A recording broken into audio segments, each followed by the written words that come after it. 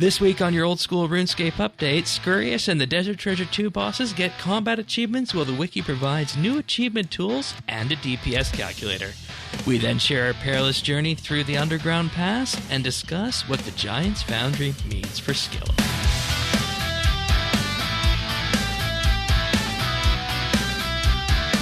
This is the Old School RuneScape Update, Episode 13, recorded Saturday, February 3rd, 2024. Giant Widgets.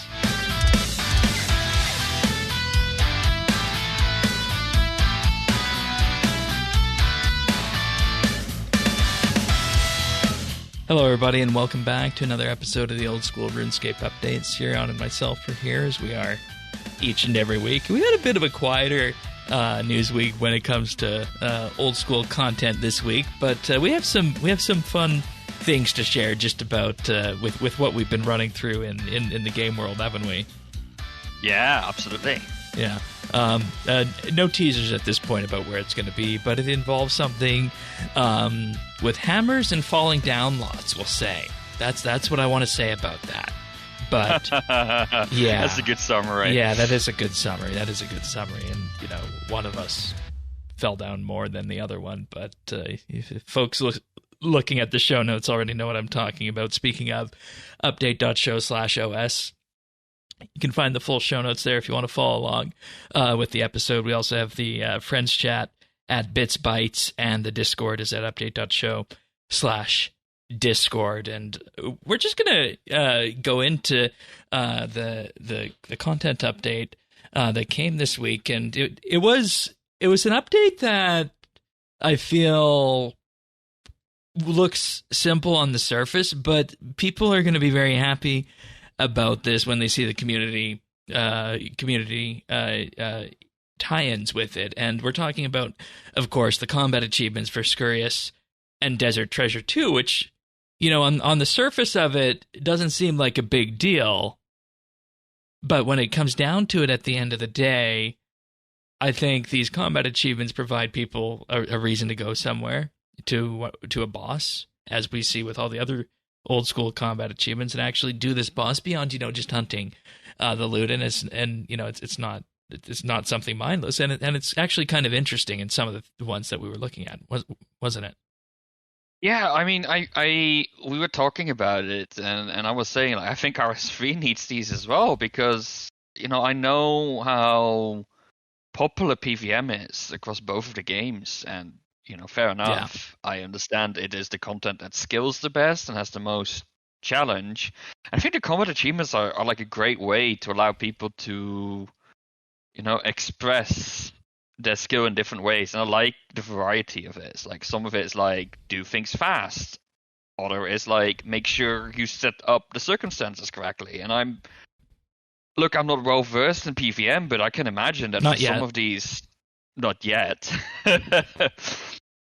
But I can imagine that in some of these, you really optimize for different things. Like, for example, pray for success, right? Kill all Barrows brothers and loot the Barrows chest without taking any damage from any of the brothers. You're not optimizing for speed there, right? Like, you're really optimizing for not taking any damage, which all of a sudden allows you to take an existing piece of content and completely throw it on its head and replay it with different goals. Yeah, and it's such a cheap way of, making all the content go that extra mile. Right, and the reason for that is it completely, in some cases, will be changing the build that you bring to some of those places. Mm-hmm. And there was another one, without taking a melee hit from any of them, and it's like, okay, well, how do you do that? Do you lock them in place? What do you do with that? And it just gets really interesting looking at this list. And I mean, obviously the focus today is the Desert Treasure 2 ones and the Scurrius ones, and you have really simple ones like kill Scurrius once and then finish off Scurrius with a rat bone weapon in a private instance, and then you ultimately go up to the next level where it's kill 6 giant rats within Scurrius's lair within 3 seconds, and you at that point you're getting flashbacks to the kill X amount of cows task in leagues. And that's kind of the same vein that this is at. Not only for Scurrius, Desert Treasure 2, but all the combat achievements out there. Mm-hmm. And the wiki has really seized on that, haven't they, with one of the content updates that they put out in relation to this, is that you can actually now, on the old school RuneScape wiki, see your combat achievements that you've completed, and for the people who have synced with the RuneLite plugin, it now shows the global percentage of the amount of people who have actually completed those sorts of combat achievements. Like, for example, 77.7% of people have killed Wintertoad 5 times. And then you can just kind of get that same sort of granular aspect from there on that. I think wasn't it you that said that you were really going by percentage completion on when you pick your league tasks? Yeah. So I see the same use case here as well, right? Like because personally I'm really interested in getting at least the easy tier done because I want Gommel's Hild for the teleports and the Warrior Guild tokens. Yeah. Fair. But this really allows me to, because that this has always been the thing that I found the most scary about PVM. Like, I didn't know when to start or where to start, right? Like, what levels do I need for what's really the first boss, right? Like, I didn't know. And now that I have these percentages, I can be like, okay, it looks like it's actually pretty decent, like pretty easy to kill a skeletal wyvern. Like 50% of the players did that. That should probably be something I should look at soon. Okay, maybe I should be looking at like Black Dragon and Bloodfeld first, but still, you know, it's the same general idea, right? Yeah, exactly. Yeah, and you know, I think one of the more interesting ones here is that with this, you can actually go into the elite achievements, and here you say 57% of people who, you know, are connected with RuneLite on this, and obviously that's not the entire old school population, but a good chunk of it have completed the fight caves at least once, and with that have got their fire cape. And that's an interesting metric, I think, on there for the elite task. So yes, it's a good thing to look at in terms of, you know, where do I go next, but I also just think it's a interesting thing to see, you know, where's the community at, because I know on the PVM side, there's always this perception because of what you see on Twitch, what you see on YouTube, everything that you see there. It looks like you have this group of people who are the quote-unquote PVMers who are consistently doing these very difficult tasks, these very difficult feats. And it's like, oh, so that's what PVM is about.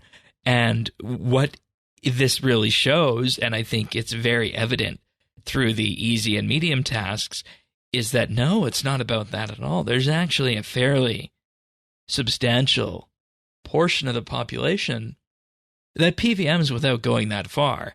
And, you know, that's what a good game does. It allows for all levels of people to interact with said content. And if it doesn't do that, then, you know, you really have to question, is it worth designing something that, you know, only 5% of your players are going to play? And again, I'm just pulling those numbers out of thin air, as I mostly do on that. So I found that enjoyable. Couldn't agree more. Yeah. Which one are you going to go for? And then I'll tell you. I should really check out Tempfrost. I think I need the fishing levels to begin with. I think it's the only majors. Well, Zarkano. I haven't done Zarkano yet, but in terms of what's accessible, I think that's something I want to look at. Yeah. I am so looking forward to Zarkano when we unlock Prith. Yeah, that's going to be the main thing. I might go back and focus some of the Scurrius tasks as well. Yeah, maybe Giant Mole is within reach. So I think it should be. I think it should be, because, you know, until Scurrius, Giant Mole was really, you know, the first PVM boss, I think. Yeah. So I might look at that as well. Okay, fair enough. And, you know, mine, for me, is of course has to be Hespori, farming boss. in the farming guild. Killed it on leagues. I haven't done it yet in the main game. I have a bunch of seeds out there for that. Go ahead. Yeah, I'm up to 6 kills on that. I find it almost a more enjoyable boss than Scurrius, but mostly because it is really movement or lack thereof. Lack thereof, yeah. It's really quite simple in terms of boss, but I like doing it. I try doing it whenever it's ready and going up. And it's been, for me, it's also a good measuring stick for where I'm at with my gear, because I think stats matter the most there, like strategy, right? Also, but yeah, it's a good measuring stick. That's actually a good way of doing it, because when I started PVMing on RS3, that's exactly the same thing I did. I chose a boss, and as my gear and stats went up, it was an easy thing to measure against in terms of how well is that doing. So that's a good analogy, and I think that's something that people fall into on their own. Yeah, I don't know if I talked about it on the show when I started doing Hesperia. I think it's been like 2 weeks now. I got the bottomless bucket drop on my first ever kill, which is like nice. That was very, very pleasing. That's a free 7. And it went up in value since we bought them. Bought it for like 330K way back when. Yeah, exactly. So I was happy with that. I'm hoping for a few more of those drops, but the anima seeds, more money from herb runs, can't go wrong with that. So. I like that buffing mechanic. Those are the things I'm most looking forward to. But the reason I mention Hespori is because there's also a second wiki tool that I wanted to show and make mention of on the show this week. And I started looking at this when I was working on my Scurrius stuff, but you also mentioned that you were using this for Hespori, and this is the RuneScape Wiki's old school DPS calculator. And what you do is, you go there, you enter in your gear, you enter in your stats, and you choose what boss you're going to be fighting, and you can compare loadouts. And the most interesting thing about this shows the sheer number of times that I am still missing at this boss, and my hit splat is going to be 0. And the main reason I went there is I wanted to see, is it beneficial for me to, take a whip to Scurrius, or am I better off with the bone mace? And the answer is the bone mace. And you can see that. You can see a comparison of the percentage chance that you're going to deal each damage hit splat. But the most interesting thing they do is they kind of actually extrapolate what your potential time to kill is going to be with the two different setups. And you can see that just graphed out here on the screen. And, for folks unaware, back in the day, the website that initially spawned this podcast and the other podcast used to, develop these sorts of tools. And I just have a huge appreciation for people who can make wonderful web-based tools like this. Because, there's great spreadsheets and whatnot out there. RuneScape is a spreadsheet game. Its second claim to fame, aside from being a good game, is teaching Excel and economics. But it's just so nice when you see it in a form like this. And I really like this old school RS DPS calculator, and I'm going to be using it for practically everything that I fight in game. The UI is pleasant. There was a few things I had to go and look for, but all in all, it's a really pleasant UI. It works really well. Of course, they can just rely on all the data from the wiki. They don't have to source all the data separately. It's just there. It's great. I love it. Yeah, I long say that the best website out there is just a plain website with HTML and text on it, and then the next one after that is something like this where it has some modern technology behind it in terms of styling it and making it so that it fits to your screen nicely and all that, which it does. It works on mobile too, but just wonderful, wonderful job with this. And, my favorite feature is definitely the graph, because it really shows how much quicker the bone base would be than the whip with this. And it's like, okay, so that's the way to go on this. Yeah. And the fun bit about this is that at one of my early loadouts, I have a 1.1% chance of killing the boss in 210 ticks, whereas with the other one, it's 57.9% chance of that happening there. But any revelations on this from you? No, I'm hoping to keep developing it. I would love to be able to sort of save my own loadout, my presets basically for my own gear that I have actually available. Yeah, and you know what the fun bit is that you can actually share loadouts between that. So you could have a loadout that was your Hespori loadout, a loadout that was your Scurrius loadout. Then you could just tinker with that along the way. So all that sort of fun stuff is there. And, it's actually open source too, I must say. So if you want to see how it's made, you can see. Excellent. So, but in that case, we also do need to mention, speaking of weapons, and this is what we wanted to talk about in terms of the Defender of Varrock rewards and the Varlamore poll that is up now in-game. So go vote in that if you haven't, because we are getting Defender of Varrock and While Gothic Sleeps. And one of the questions, of course, is should the zombie axe come into game, and they're bringing the crush bonus down on this a little bit from where it was. It was at 100. Now they're bringing it down to 90. So it's still very good, but not as punchy as it was before. Yeah. So I think it makes sense. Like, yeah. It sits there in the middle. There needs to be roll for all of the items. It's a crowded space for sure. Is this something you want to go for when it comes out? Because, like, I feel like we're in an interesting spot right now where this is a 65 attack weapon. But I feel like, maybe by the time this comes out and by the time we get around to getting one, maybe we might be past there. Yeah, that's fair. Like, I'm already using the whip, so I don't know. Like, for me, it would still be interesting, right, for strength training, for example, because the whip can't do that. Yeah, because the whip can't do that. The axe can, right? So there's still, like, that would for me replace the dragon scimitar, which I can't even use yet because we haven't done Monkey Madness. But yeah, that's sort of what I'm and thinking. What I'm wondering on this, and it might have been in the first blog post that went out. They mention it's a swift weapon, but I don't think it shows on the image here what the actual attack speed is. If it's whip speed or attack rate 5.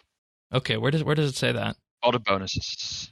Oh, okay, right there. Okie dokie then. Fair enough. I just missed that as we were progressing. Through that. But any other poll questions you wanna run over here? Yeah, I'm just checking what the dragon. It's a scimitar. Is speed 4, right? Yes. Okay. So this is on the level of a long then. Yeah. Okay, that's interesting. I don't know what would be better than for strength training. Still the scimitar. Perhaps still the scimitar, yeah, exactly. So it's an interesting unless you weapon. need something crush, unless you want something that also has a crush bonus on it, which scimitar does not have. Yeah, it's interesting. You also need 70 smithing for this, so the barrier to entry has really risen with this. Yeah, I mean, if you don't have access to the Dragon Scimitar, it's definitely going to be an upgrade. But we're looking at this from a pure DPS angle in training. If you're using this for Slayer, I think you still want to go with this because it's going to have a higher strength bonus and it's going to have a higher slash bonus than the Scimitar. True. Yeah, for sure. Also, I would guess. Well, you need 70 smithing, but Or you can just buy it. getting a whip as an Iron Man is definitely not an easy feat. Uh, Okay. because you need 85 Slayer Yeah, that's to a good. kill a Best of Demon. That's a good note. Like for Iron Man, this is also a lot more accessible, I think, which is nice. So I think it will have its place. Yeah, I voted to bring it into the game. I actually voted yes on everything here. So, and just before we move on, there is also a survey, an actual survey at the end of this blog post about the rights of balance and god alignments, if that's something that potentially interests you from the upcoming While Gothic Sleeps quest. And what did you think about the change they wanted to make to Torag's hammers, like making it 2 hit splats instead of 1? Why? I mean, it's functionally the same. I guess they're just trying to make it like dual wield, I guess, and that's the version of it. I don't see any functional difference to it. So, I voted yes, but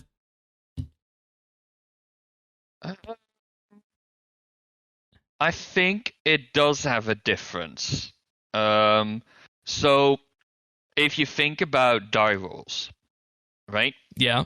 If you roll a single die with 12 faces, you have an equal chance of hitting all of the numbers. Yeah.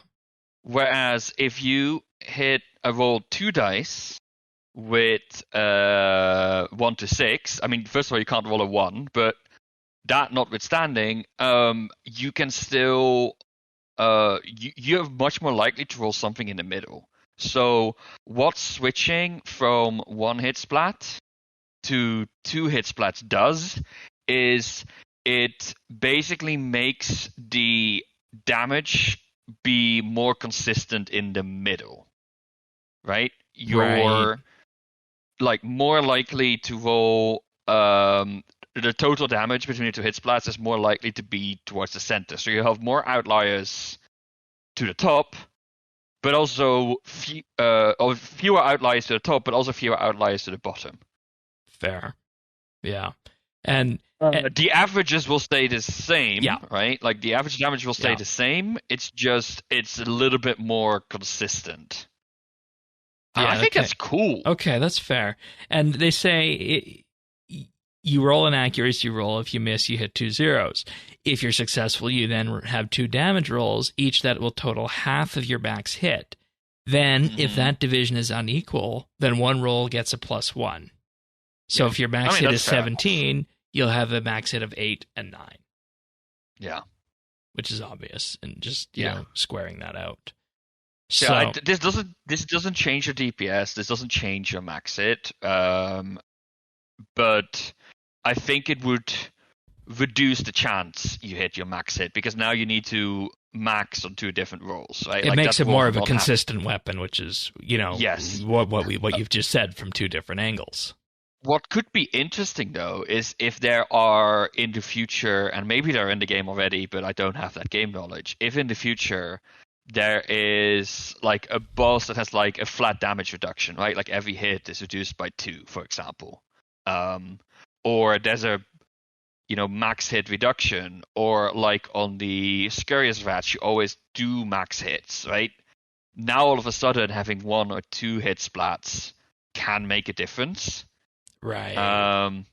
So to me, what this creates is it creates an interesting mechanic space where there's now a different trade-off. Do you want 1 or 2 hit splats? With the possibility of there being more dual-wield weapons in the future without having to go the full EOC way. Yeah. You know, when you think about it, claws would be another category to do this with. Yeah, exactly. Claws should be included. You're actually right. Why are claws not included? Maybe they already are. Let me just have a quick look on the wiki here, because I'm not a connoisseur of dragon claws. Zarek. Their special attack seems to do something like that, but they still just have their 1 hit splat when they deal damage. So, fascinating. These are still 94 mil. Can you believe that? Which I guess makes sense, being Chambers is Eric. So, but yeah, well, they were saying they were not removing it, right? I thought that was TBA.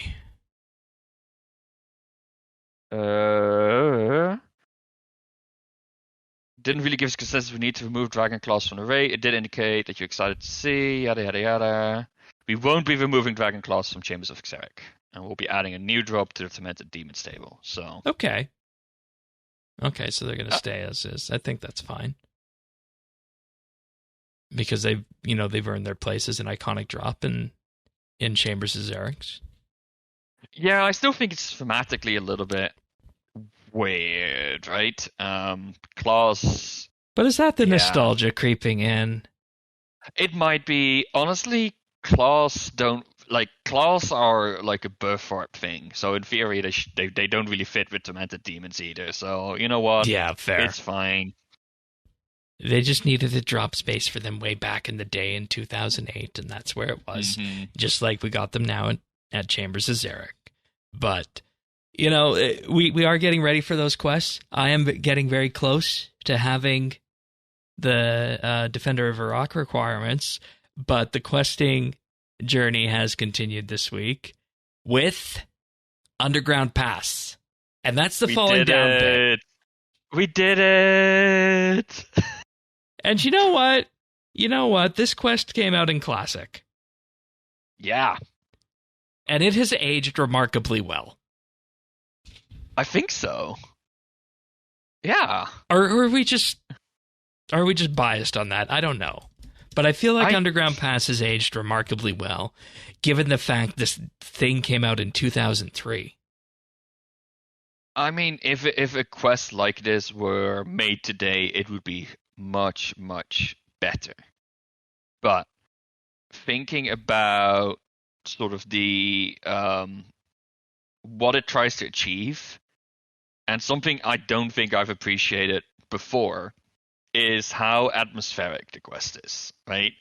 If you think about it, for a game that required you to only be 13 years old to play back in the day, this really push it. Like, this is not a quest for 13-year-olds in a sense. What part are you specifically talking about? I know I have one in mind for me. I mean, for me, it's not necessarily the part of it, it's the whole underlying theme, right? Like, the entire idea is that at the end of the quest, it all turns out to be a dream, in a sense, right? Like, you don't actually remember, or your character doesn't actually remember what happened. Something about a unicorn and a boulder. That was the part that was graphic. Yeah. And I enjoyed that The whole part. idea is your character doesn't remember it, and there's actually some, inner darkness of the character that gets explored. I think you could go much deeper. Which is foreshadowing. It's foreshadowing in a sense as well, yeah. But, it's rudimentary, but it really tries to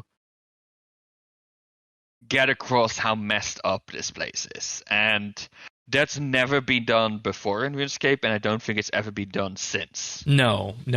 What about that one quest with the tormented person east of Varrock?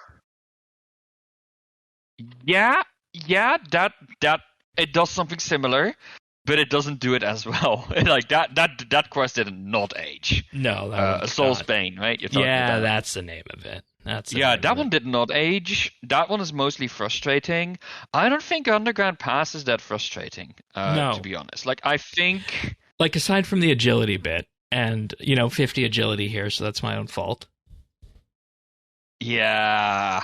There's a lot of failing involved if you're the minimum agility level. I was 62 agility, so and that made a huge difference. I failed once, and you failed a dozen times, maybe a bit more, right? Yeah, you heard me. So I think this this quest gets a bad rep because people do it at minimum requirements, and yeah, if you don't bring the items you need to bring, you're gonna be a little bit screwed. Also, the combat could be difficult if you're lower level too.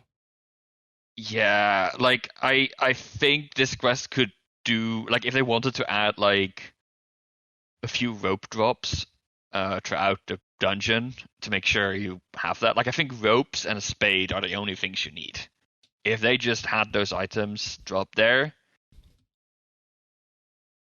and made it clear that they recommend at least 60 agility, I think it's a fine quest. Yeah, and I mean, you also learn fairly early on that you need to do the range stuff with your fire arrows too. So you know that you just simplify things with that combat style along with it. And I'm just actually looking at the patch notes here for it, and as far as I can tell, the only old school balancing and tweaks that were made to Underground Pass were in July 2019 in preparation for Song of the Elves, where they said that the entire quest now takes place in an instance, which we didn't notice. Which is weird because we were there together and we basically saw each other for the entire bit of it, pretty much. The only thing I can imagine is that there are two versions of the Underground Pass. One, if you haven't done the quest yet, and one, like, I think when you go back into the Regicide version of the Underground Pass, that might be a completely different instance of the Underground Pass. Okay, I see. That is my guess, which means that, when you do the Underground Pass, you don't see all You're not messing up people who are doing the quest. Yeah. Okay, fair. Exactly. Fair. That's the only thing I can imagine. Yeah. There was also a time here where the paladins would respawn after their badges were dropped in the wells. They made it so they didn't respawn. The patches of swamp found further in the dungeon were removed. Ivan's Shadow, Ashes, and Dove are now automatically applied when obtained. Mm-hmm. Yeah, so you didn't need to do that part. And Ivan was given some extra dialogue as well alongside this, and that's pretty much all the patches that were done to this. And we're dealing with, as I said, a quest from Classic here, and I feel like with these old quests, it's 50-50 about whether you're going to get something that we enjoy, or if you're going to get something that's utterly painful to do. And this was actually a very pleasant treat, dare I say. Yeah. And we were done. We were actually out and done in under 2 hours, so that was interesting too. Less than that, I think, only an hour. Yeah, we spent like an hour on it, which I mean, we've both done it before, and we knew what the general idea was. We were also over leveled for the combat, so the combat was really not an issue for us. Yeah. And it's just kind of fun to go back and do that. And what this quest has really made me want to do, it's really made me want to get on the Regicide push. And, after that, Morning's End Part 1, Part 2, and then everything, else that comes after that. So that's the skilling training that's been happening in addition to Underground Pass. So I think, because for Regicide you need 56 agility, don't you? Yeah. And you kind of want more agility with all the elf traps and Isafdar. And my mouth last week. And your exactly. How's that going? I got 50 agility this week. It's not too bad. It's not too bad, I'll say. I'm not going crazy yet. He's only 50 agility, and he says it's not so bad. You haven't even started, my man. I know. I calculated it, and I messaged you after I got 50. I said, well, that's 50 agility and about 100k XP. I got to do this 129 more times. Yeah.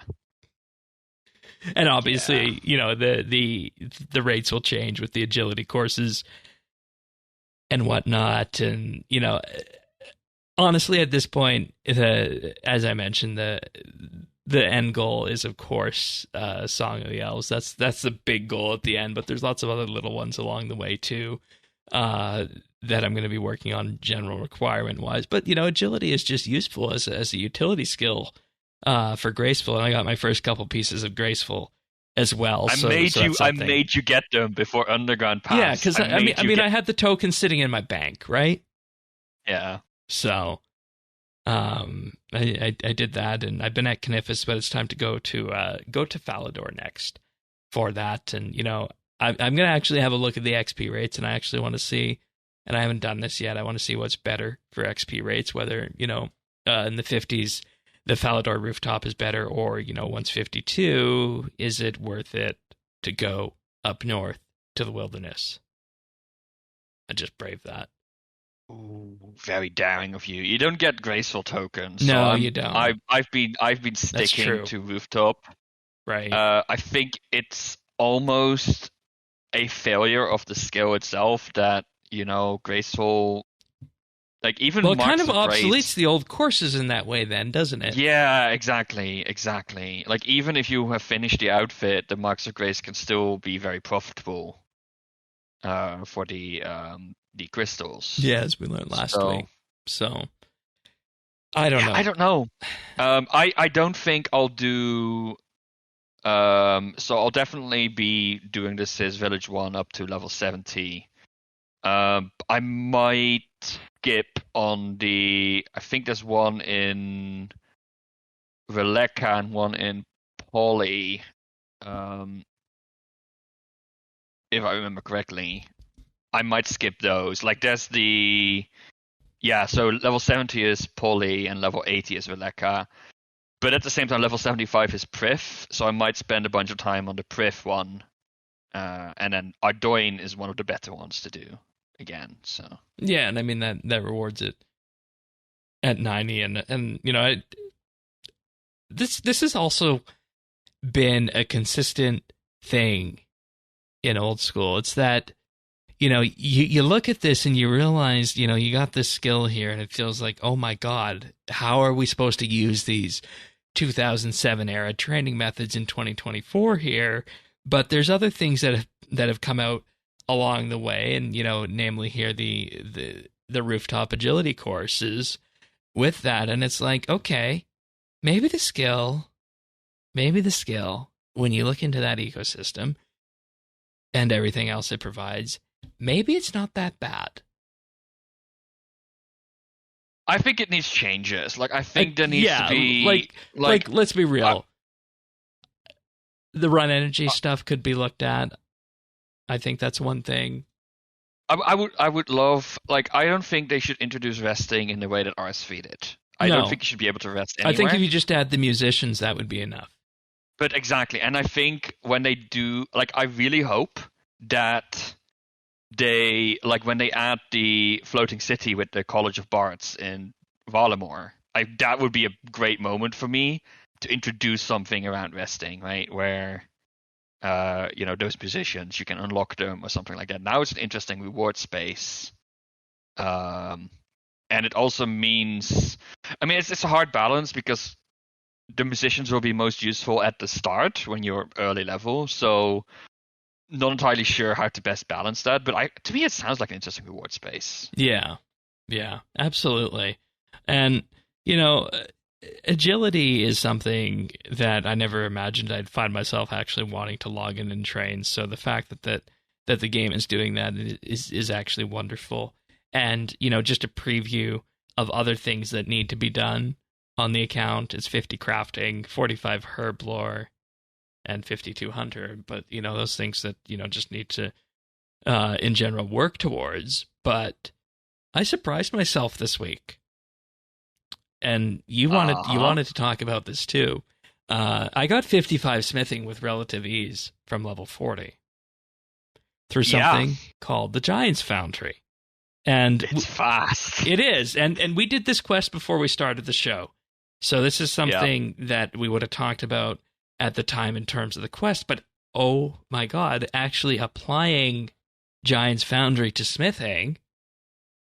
We were thinking, at least I was thinking, I don't want to put words in your mouth on this.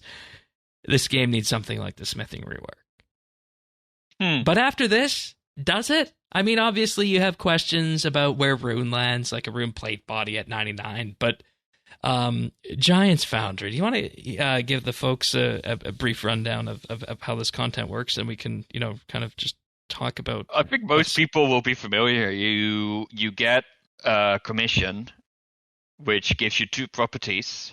So you choose the right molds for those properties to maximize the score.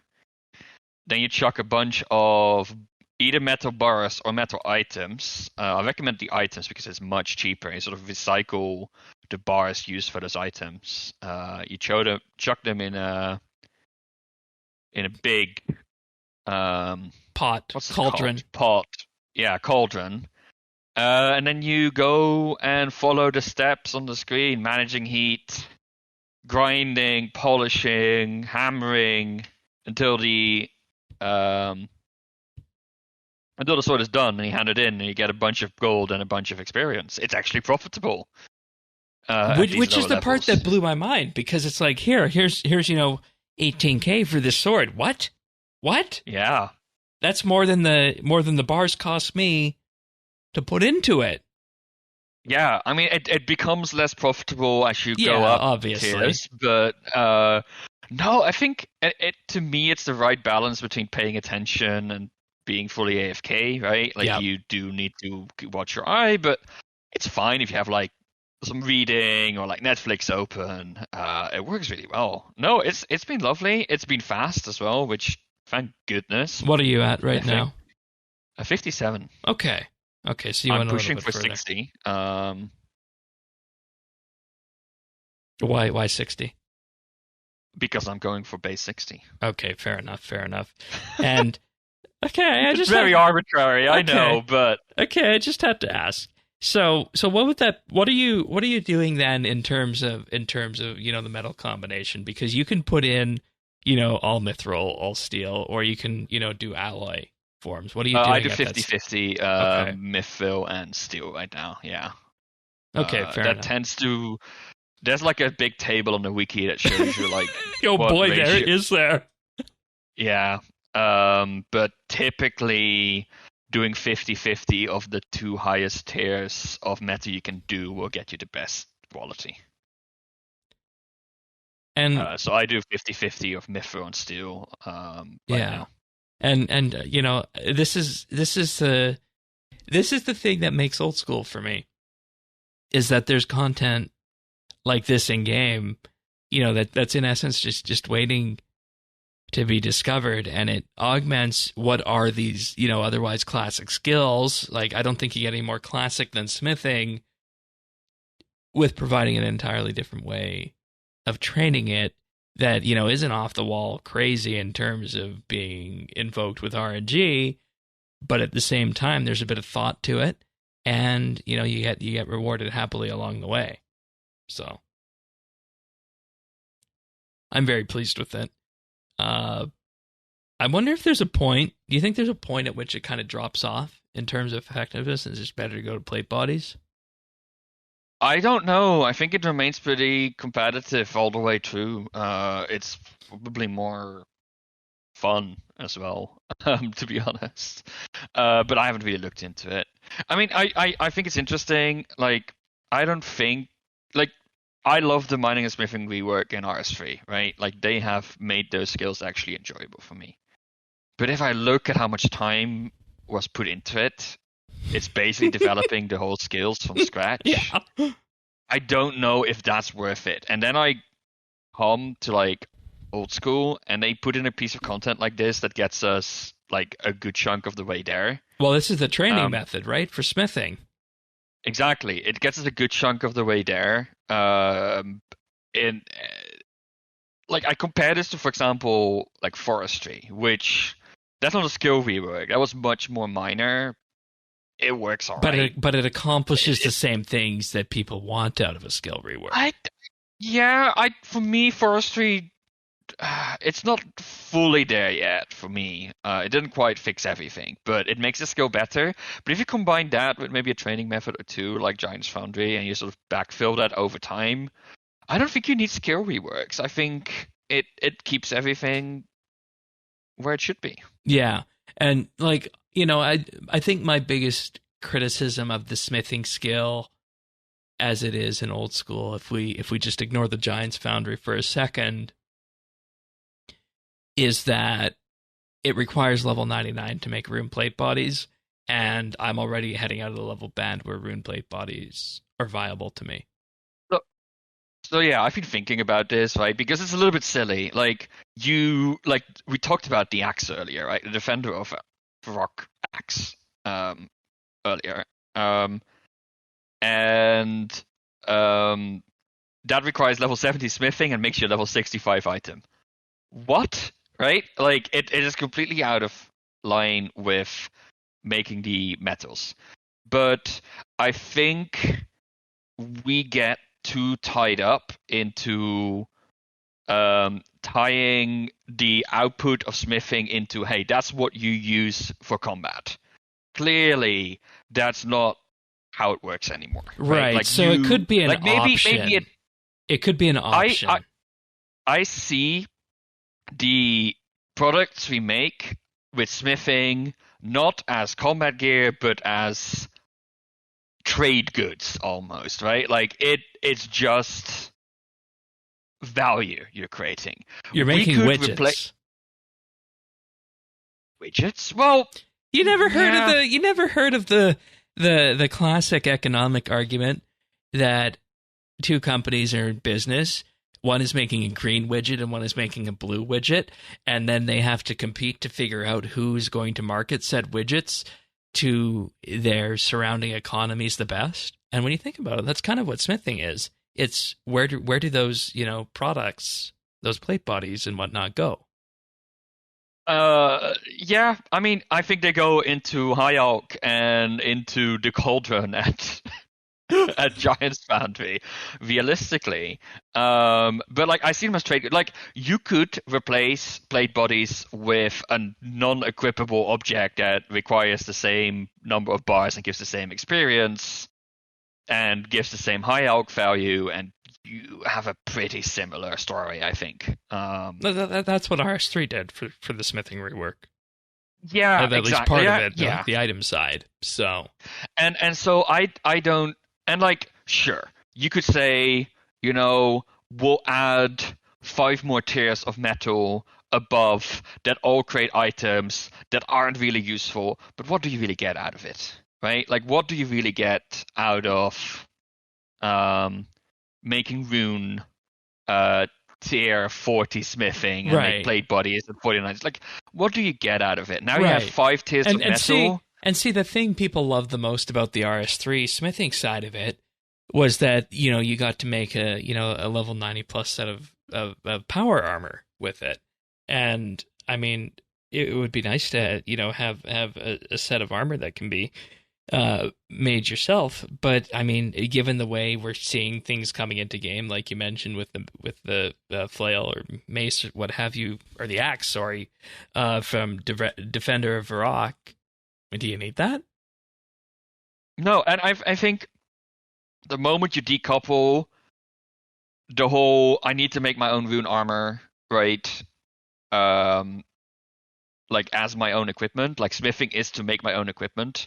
Yes, it is, but the normal metal items you smith at an anvil are not part of that, right? Like the dragon shield and like the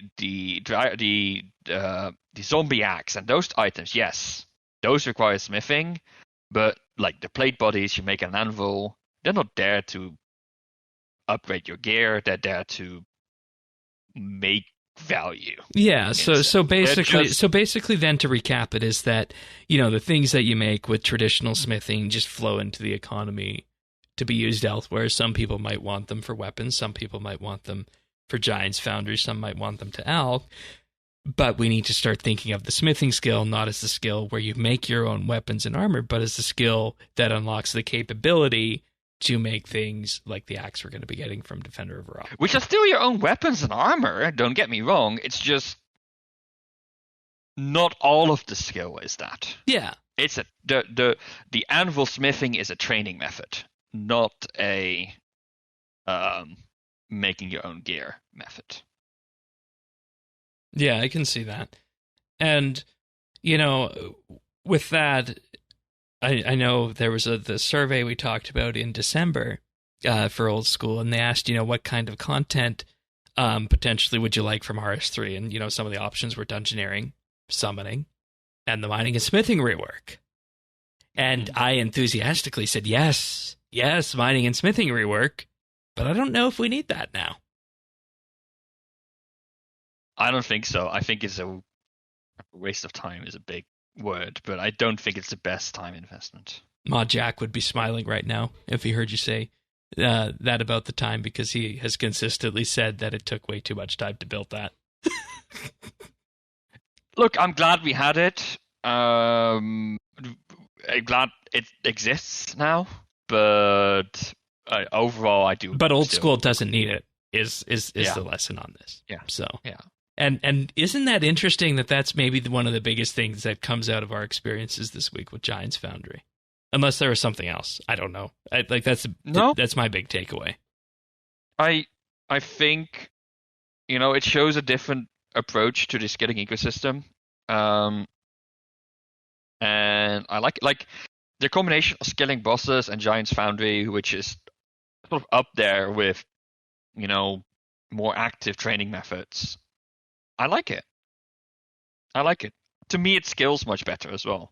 Yeah, and I mean, if you really wanted to, you could still do it the classic way on your own too, with bars and whatnot and what have you. Yeah. So it's same with Guardians of the Rift. Guardians of the Rift. Yeah. Yeah, same thing, right? Like, it fixes Runecraft, in my opinion, without needing Runespan. Boy, what a week it's been in that case then about this. And like I mentioned, these are some of the things in Old School that I've really come to enjoy a lot. And it's not the 2007 version of RuneScape, but it's a different angle on it, and it's just so very interesting. And I think that's the thing I'm still picking up and learning on, and just starting to appreciate more and more as we progress through this. But you've been doing anything else this week that you want to share before we go? Lots of things. Like, speaking of spreadsheets, I actually set up like a little system to keep track of my own goals. Because there's been so many things I've wanted to do. And like the list is only getting longer and longer and longer with sort of things on my backlog. No, I think the main thing, I've been working on a little bit of Slayer. It was the last skill I needed to get to level 50 to get base 50s. I'm now there. I know, but I've been trying to work on boosting my points because I want to unlock the bigger and badder for the superior Slayer monsters, which give a more nice chunk of XP if they spawn doing a task. Followed, of course, by the broad fletching. We kind of need to test that, because I have a feeling, maybe not as much so, but I feel like the bigger and badder updates with the big Slayer creatures might be kind of giant. The Slayers, Giants Foundry, though maybe not to that degree. So. No, because it's an RNG thing, right? Like, it's a 1 in 100 chance or something like that. Which is small. So but it adds up as like a non-zero percentage of XP that accumulates over time. And the earlier you get it, the earlier you benefit. So that's the first thing I'm getting, followed by the broad fletching. Because I don't expect myself to have a Slayer helmet anytime soon. Though that will, of course, also be on the backlog. So that's it on the Slayer front. Other than that, lots of herb runs. Trying to make lots of money. I got myself 60 crafting. Nice. Because, like, that's the thing with birdhouse runs. Like, my hunter is slowly going up passively, but I need to keep training my crafting so I can always make the highest tier of birdhouses. Yeah, and see that's the thing that I'm wondering about this as we keep doing, hunter and whatnot. At some point, I feel like I'm going to need an infusion of hunter XP, and birdhouses probably isn't going to be enough, and that's going to be interesting to kind of sit down and see what's on tap for that. Mm-hmm. So, but Okie dokie, that sounds good. And, I feel like my next thing is going to be crafting, but it's only got to go a few levels for some of the quests that are out there. So I think I just have to, make a trip to the GE and pick up some gems, and I won't, and my pocketbook won't be hurt that much. If I was going beyond that, might be a little bit worse. Yeah, I did bracelets, which is fairly slow, but now I have like a stack of 2k alkabills in my bank. Okay, that works, and then that transfers into Magic XP. Which transfers into Magic XP. So being a little bit smart, you can hook things up like that. But yeah, no, I should go back and finish my Thai farm goals, I think, so that can go off my list. And after more Slayer, watering camp. I don't know. I think I might go and spend some time in the Lizardman Valley to get myself there. Okay, heading the combat direction. We might have a PVMer on the way. No, I just want the Xerix Talisman and getting like 65 thieving. That's how it starts. It starts with one thing and then it moves on from there. That's how it starts. But in any case, thanks everybody for joining us for this episode of the Old School RuneScape Update. If you want the episodes delivered automatically to you when they arrive, the best way to do that is to subscribe. Does that rhyme? Arrive and subscribe? No, it doesn't. Update.show/OS. We're on all the podcast listeners out there. We're on Apple, Pocket Cast, Spotify, and more. Update.show/OS. And of course, subscribe as well on YouTube at youtube.com/OSRS Update. With that being said, see you guys next week for another episode of the Old School RuneScape Update. Bye-bye.